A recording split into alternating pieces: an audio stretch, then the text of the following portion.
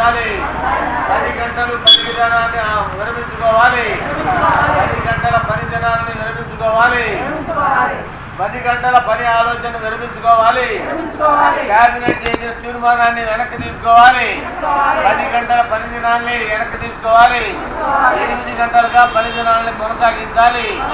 రోజుకు 8 గంటలుగా పని గంటలు కొనసాగించాలి.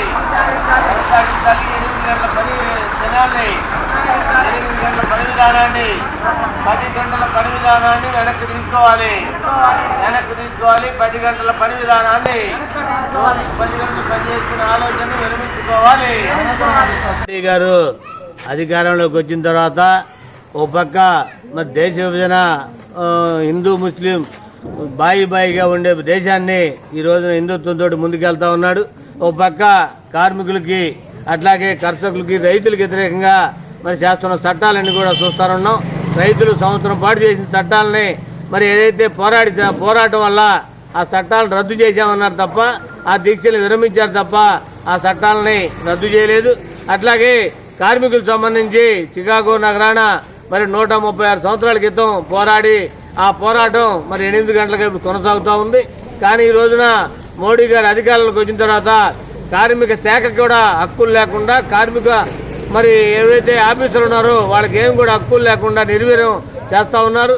దాంట్లో భాగంగా ఈరోజు షాపులన్నీ కూడా 24 గంటలు తెరిచేదానికి ఒక పక్క అవకాశం ఇస్తూనే మరి పని గంటలు కూడా 10 నుంచి 12 గంటలు కూడా చేసే ఆలోచన చేస్తూ ఉన్నారు. ఏదైతే పోరాడి చేసుకున్న జీవోలన్నీ కూడా 28 జీవోలను రద్దు చేసి 4 కోడులుగా మరి తీసుకురావడం వల్ల కార్మిక హక్కులన్నీ కూడా కాలరాయబడతాయి.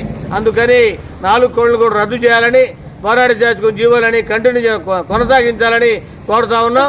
ఏదైతే ఆంధ్రప్రదేశ్లో క్యాబినెట్లో మొన్న చేసినటువంటి 10 గంటల మరి రోజుకి 10 గంటలు పనిచేయాలని ఆలోచన చేస్తూ ఉన్నారు. మహిళలకు సంబంధించి రాత్రిపూట రక్షణ లేని కారణంగా వాళ్ళని గతంలో పనిచేసేవాడు కాదు. ఈ రోజున వాళ్ళకు కూడా అనుమతి ఇచ్చి మహిళలకు రక్షణ లేకుండా, కార్మికులకు రక్షణ లేకుండా 10 గంటలు రోజుకు చేసే ఆలోచనని విరమించుకోవాలని ఏఐటీసీగా డిమాండ్ చేస్తూ ఉన్నాం.